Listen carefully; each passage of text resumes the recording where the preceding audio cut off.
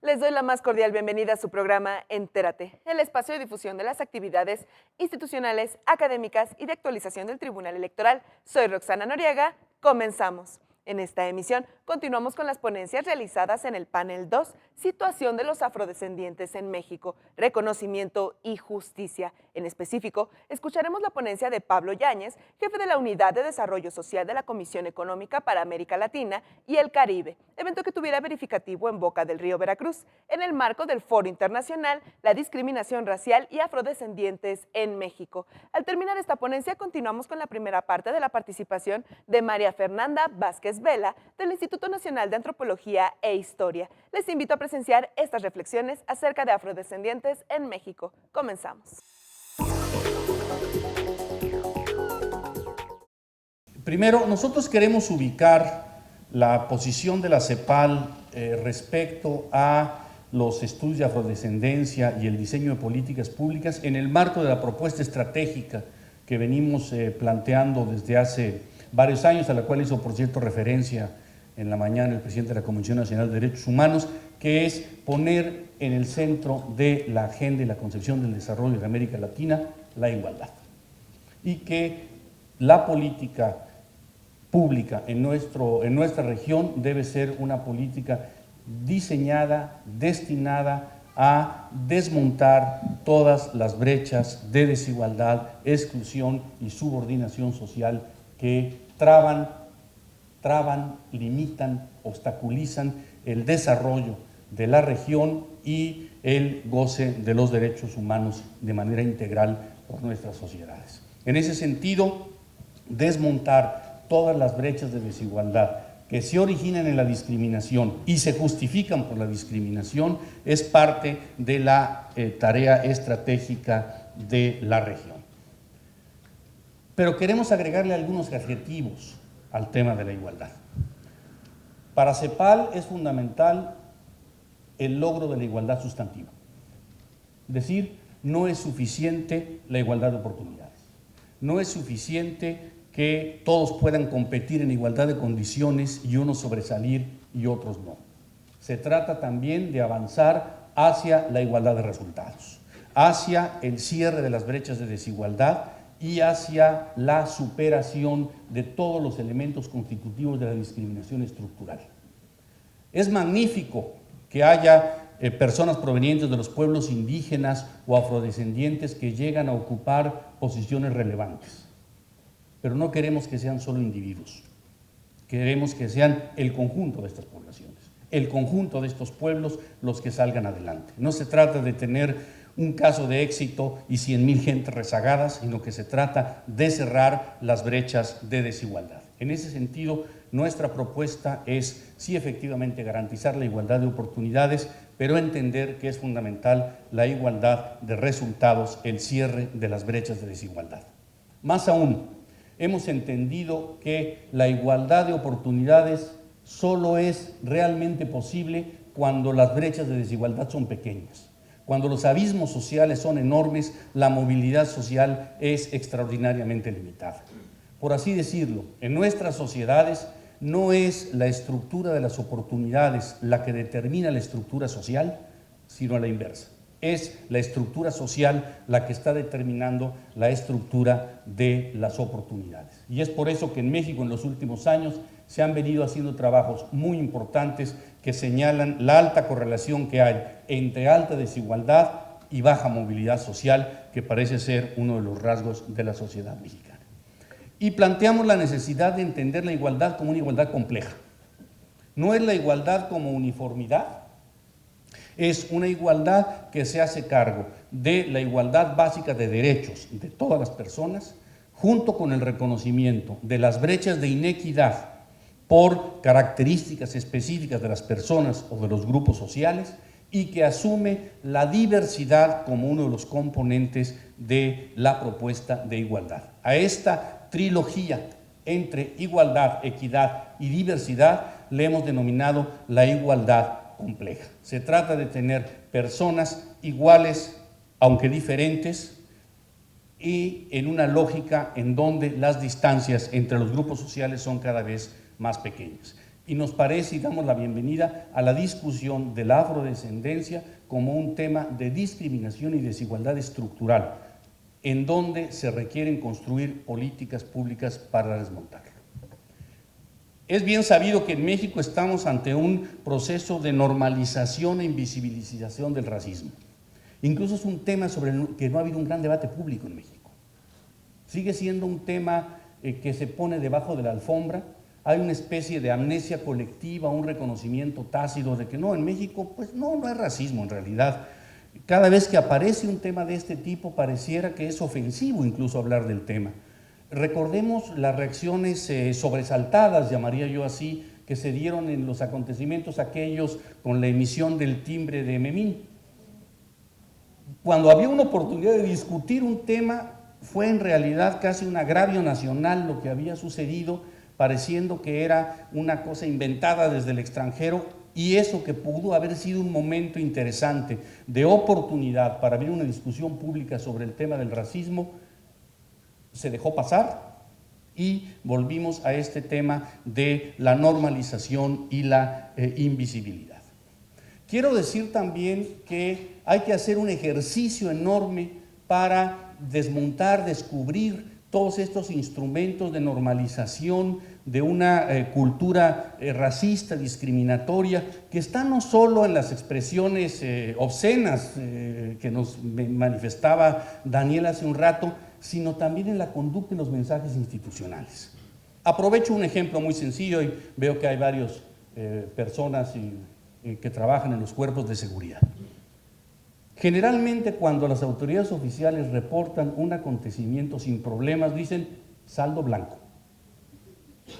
¿Nos hemos puesto a pensar en las implicaciones de esa expresión? O cuando se dice que no hay suficiente reporte de los hechos criminales, se dice hay cifra negra. Y esto probablemente no es con el afán de ofender a nadie, pero es ya una práctica completamente naturalizada, interiorizada, en donde se asocia lo blanco a valores positivos y se asocia lo negro a valores negativos o de riesgo o de peligro.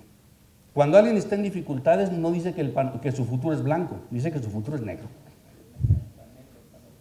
Entonces creo que son parte de los ejercicios que necesitamos hacer, entendiendo que combatir el racismo no solo es cambiar de lenguaje, es un fenómeno mucho más complejo, es procesos de transformación de la cultura para transformar prácticas y estructuras, y al mismo tiempo es proceso de transformación de estructuras y de prácticas para cambiar la cultura. Es un diálogo transformativo entre las mentalidades, las prácticas sociales y la realidad material de las relaciones sociales.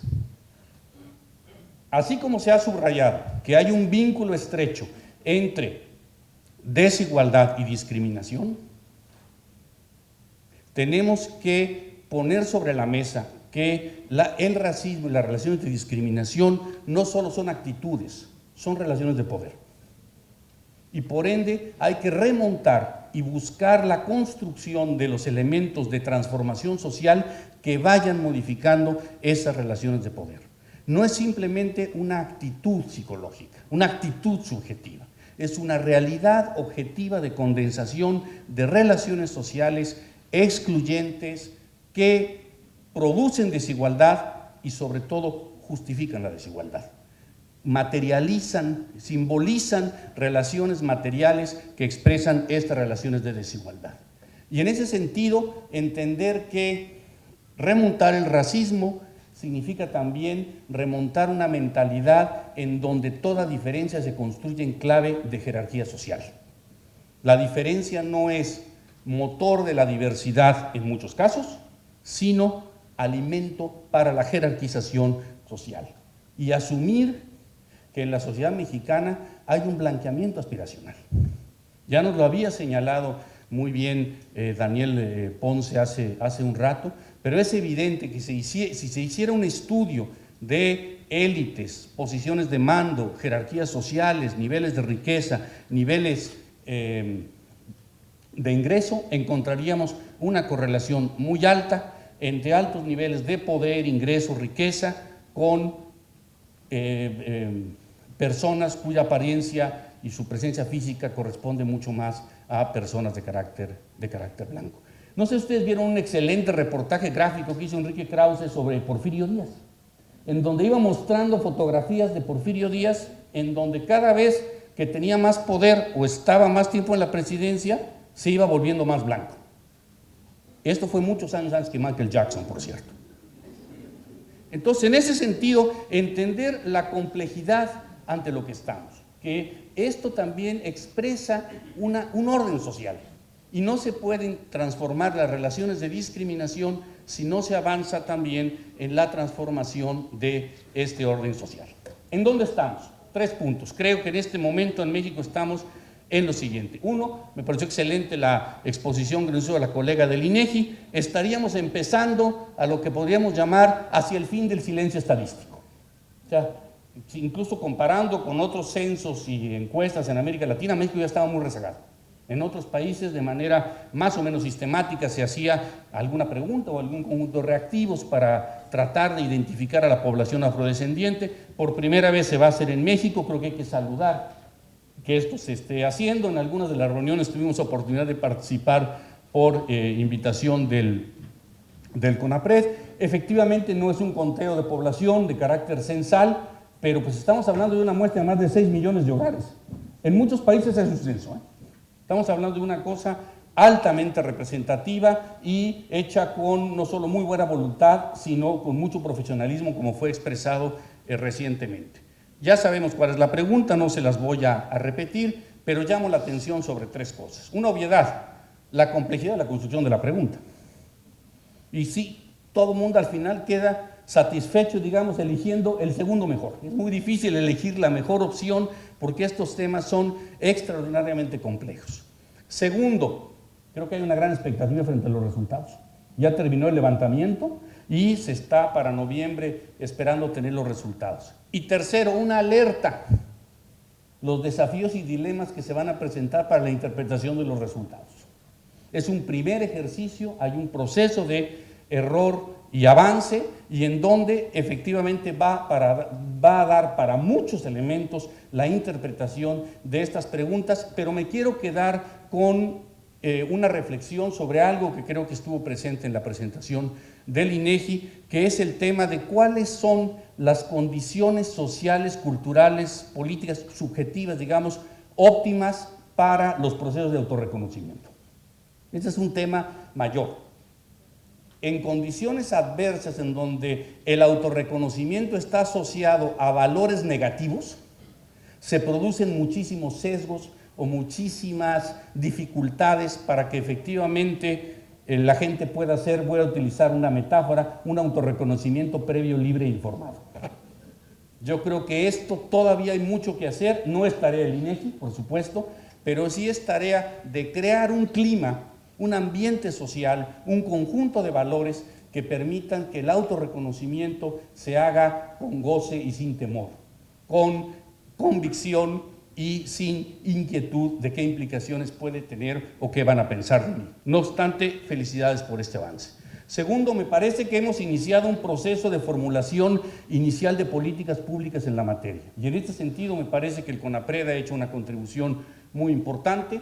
Me gusta mucho la guía para la acción pública en materia de poblaciones afrodescendientes que se publicó y el esfuerzo que se hizo en el Programa Nacional para la Igualdad y No Discriminación, que incluye 13 medidas específicas respecto a la afrodescendencia. Subrayo algunas que me parecen relevantes. Hay una en donde se ha mencionado ya varias ocasiones y está además en el programa, que es impulsar una reforma constitucional para el reconocimiento de la población afromexicana y reformas legislativas para sus derechos. Y otras que tienen que ver con mejorar la capacidad de representación política, representación social y cerrar brechas de acceso al goce de algunos de los derechos sociales. Y el otro tema es el tema legislativo. Viene un gran debate legislativo sobre esta materia. Y ahorita, para variar, es en Oaxaca en donde se están dando los debates más interesantes. Sabemos que el artículo 16 de la Constitución de Oaxaca tiene esta referencia. Yo le llamo una referencia porque todavía no es una declaración explícita de derechos, en donde sitúa la afrodescendencia como materia de la regla reglamentaria. La única reflexión sobre los pueblos afromexicanos en ese artículo es con referencia a la ley reglamentaria, es en una lógica de protección de comunidades, o sea, es ley reglamentaria, comunidades, protección, y de alguna manera es como equivalente a población migrante o población indígena proveniente de otras entidades.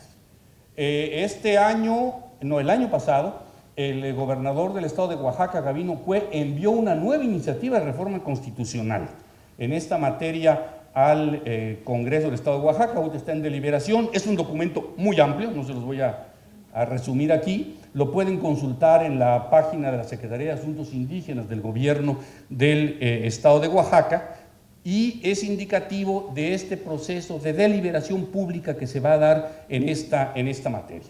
Quiero decir que son temas de extraordinaria complejidad.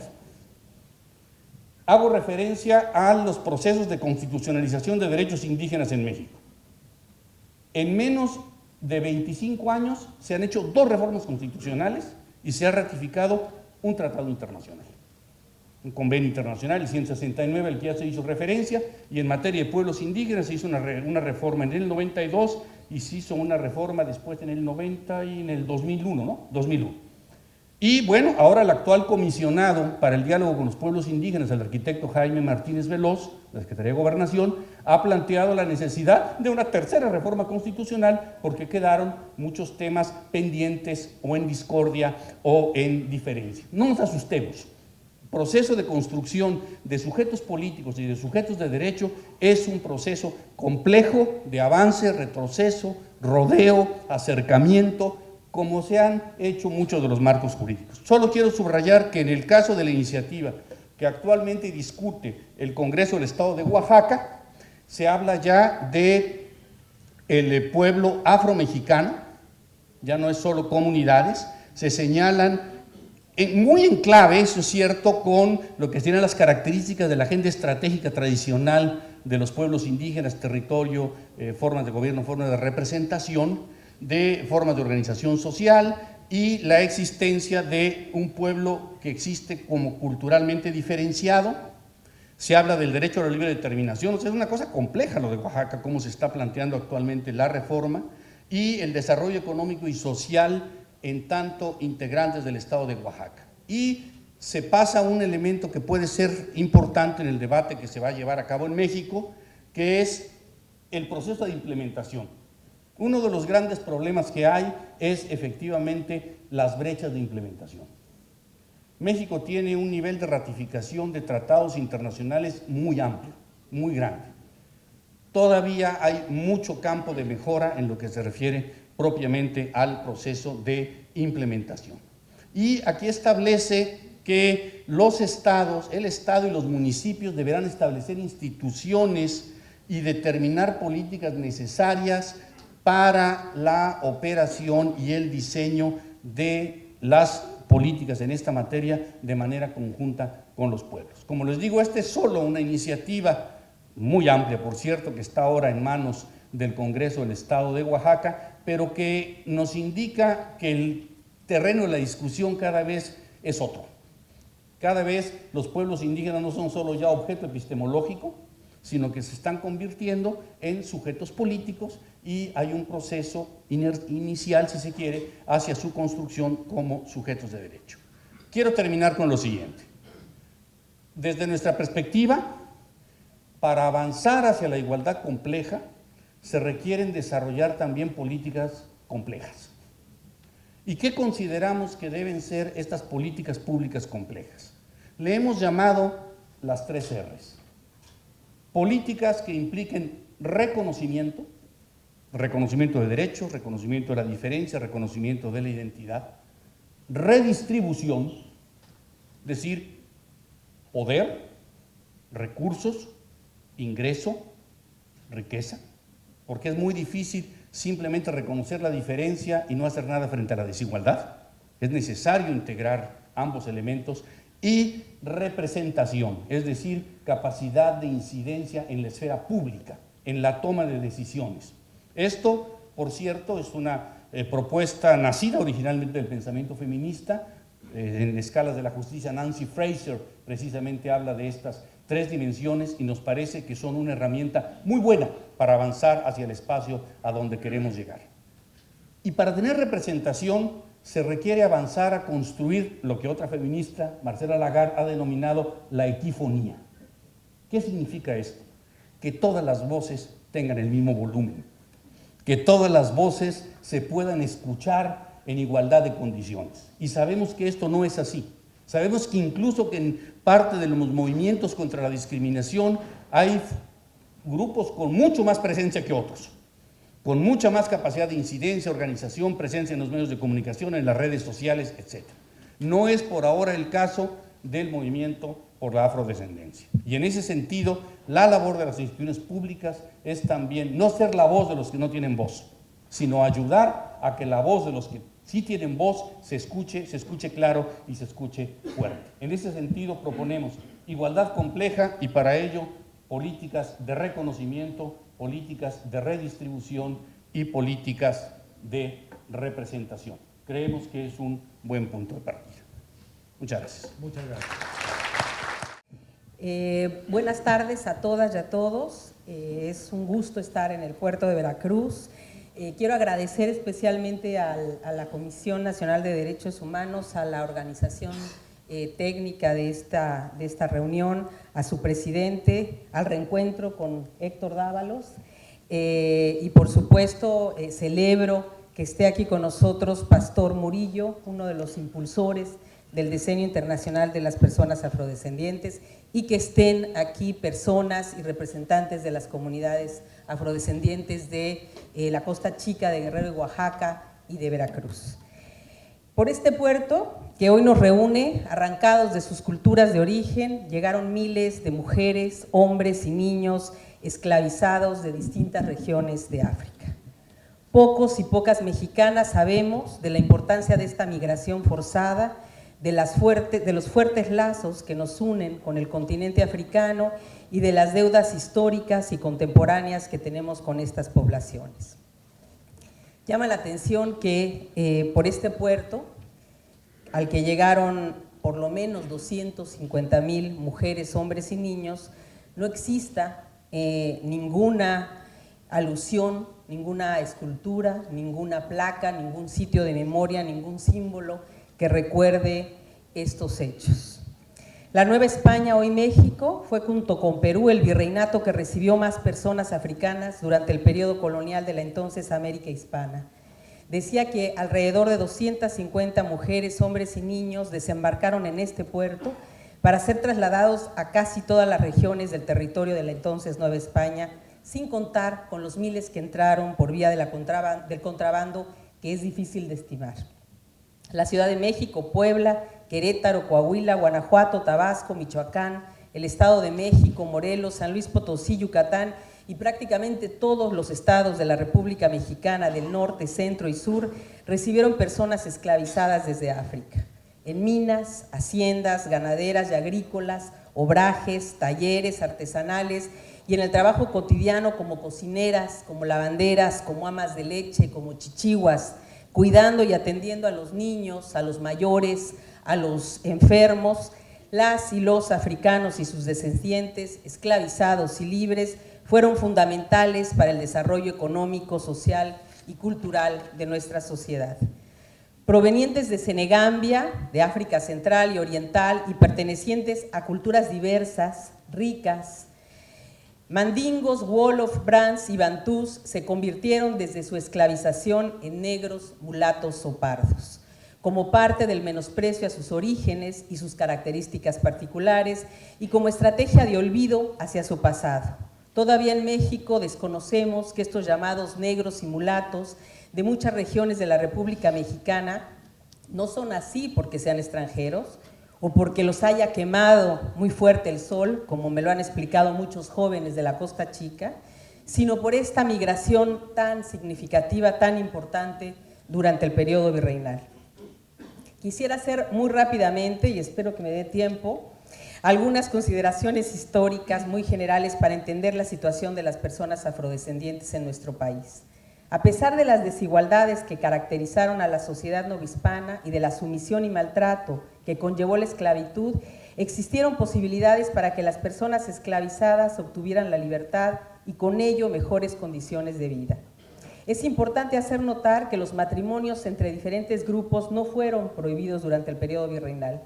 Si bien es cierto que existieron recomendaciones y tendencias para los enlaces entre grupos del mismo origen cultural y económico, los matrimonios y las relaciones informales, sobre todo entre indígenas y personas de origen africano, fueron muy comunes.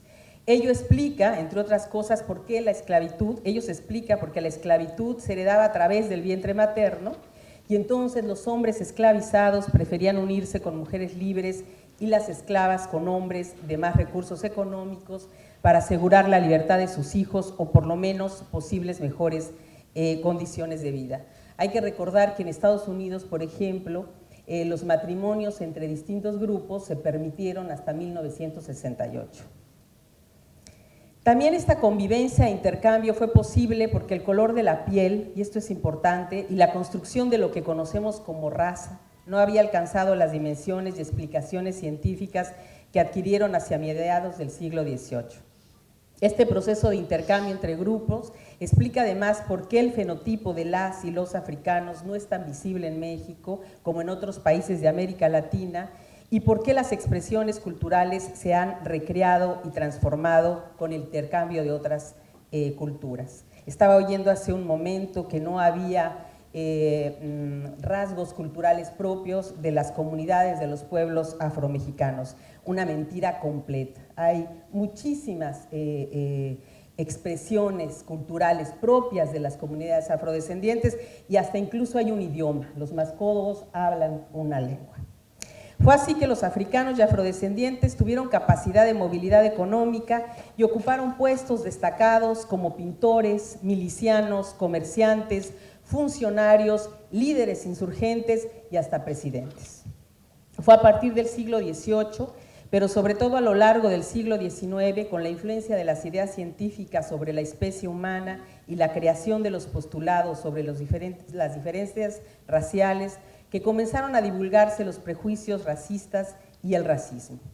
Esta idea sobre las razas, que entre otras cosas relacionaba fenotipo, es decir, rasgos de la piel, el color y la cultura, con la idea de que existían razas superiores e inferiores, se crearon y se desarrollaron, entre otras cosas para justificar la colonización y el auge del comercio de personas esclavizadas que durante la segunda mitad del siglo XVIII, pero sobre todo a lo largo del siglo XIX, adquirió su mayor auge en países como Brasil, Estados Unidos, Cuba, entre otros.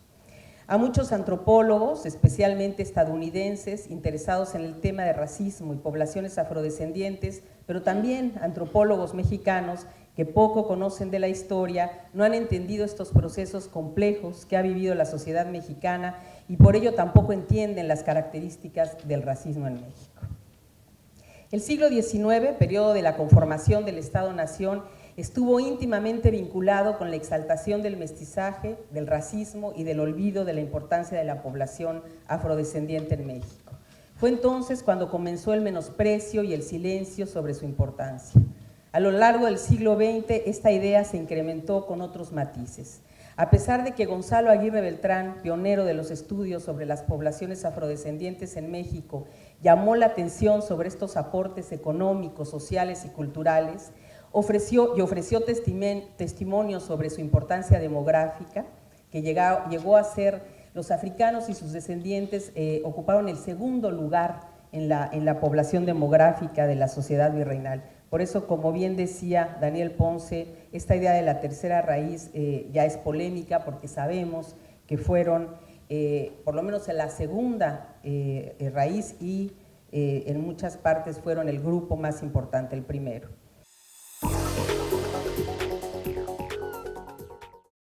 Los esperamos en una próxima emisión de Entérate, con más de lo destacado de las actividades institucionales, académicas y de actualización del Tribunal Electoral del Poder Judicial de la Federación. Agradecemos su valiosa compañía. Se despide de ustedes, Roxana Noriega. Hasta la próxima.